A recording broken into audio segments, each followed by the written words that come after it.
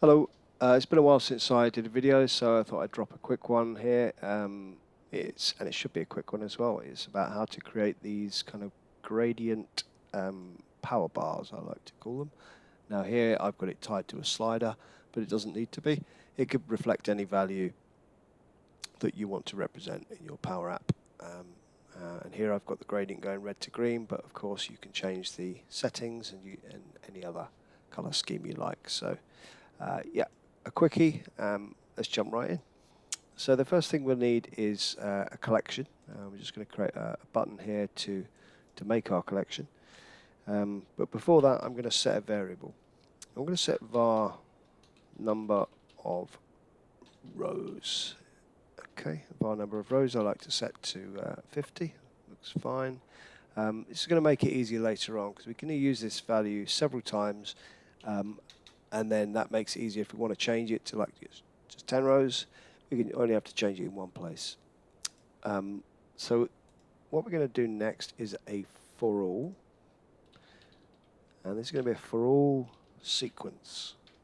So how many times are we going to loop through this? Well, we're going to do it 50 times. We're going to do it var number of rows times. So this is going to create 50 rows for us. Well, it is if we do collect, which is the next part. And we're collecting into let's call it col bars. And so every row is going to need an ID. This way we can sort them in order. An ID is just going to be value. So the current iteration of the sequence that we're on. So 1 up to 50.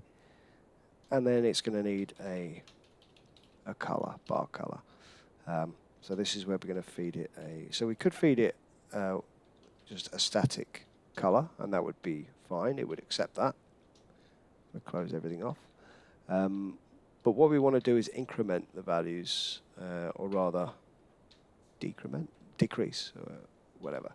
So we're going to start with 255 there, the maximum, and let's go minus value. Remember, this is a value that is going up by 1 each time. And I'm going to say value times 100 divided by var number of rows. By doing it this way, we're going to keep it within the range that we need to keep it. Okay, so rather than just doing, say, value times var number of rows or whatever, we need to keep it within this set range. So that's the red. So red, green. We're going to go. So with this one, we'll start at like 150. And we go plus value times 100 over var number of rows. And the blue we'll just keep 100 fixed. And let's just, the other thing we're going to put in at the beginning is a clear of our collection. Col bars. And that should do it, I think. If we run that, we can then preview our table, and we can see we've got that gradient going on.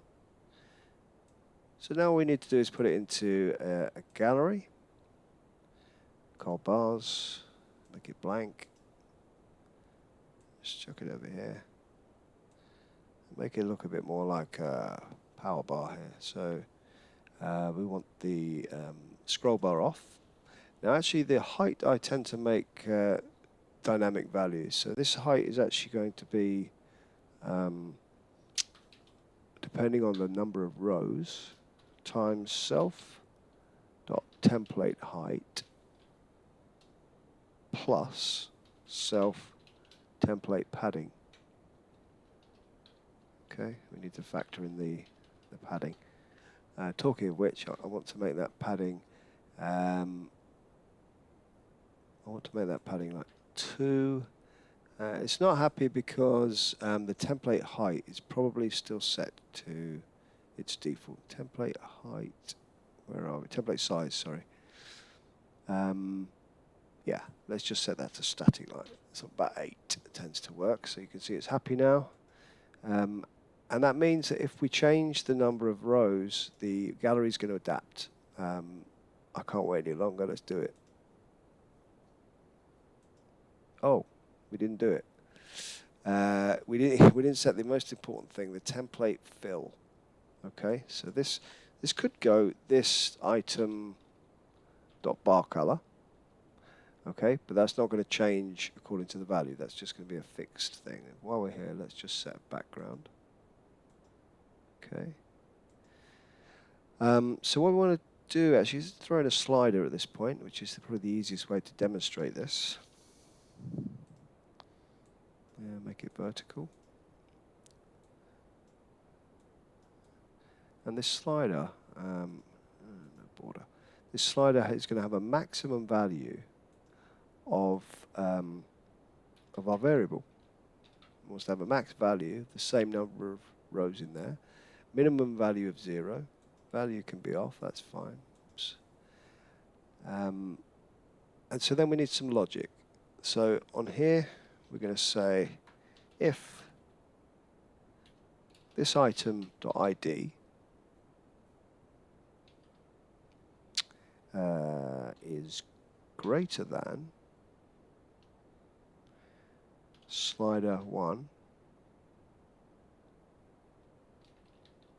going to get rid of that. Slider 1, slider 7, okay.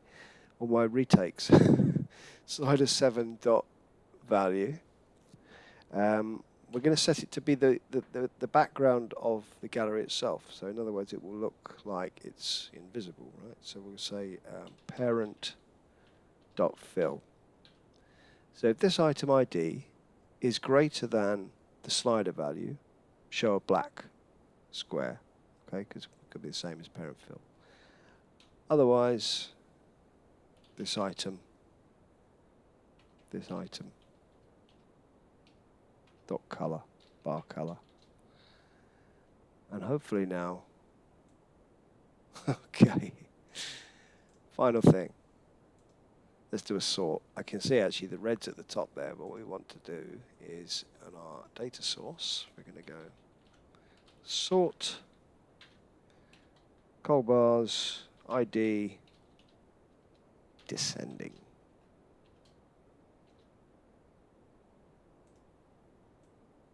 And now we're in business.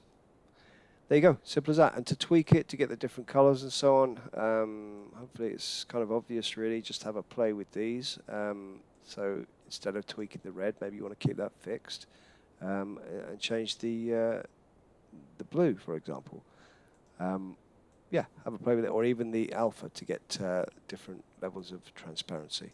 But that's the essentials. Enjoy.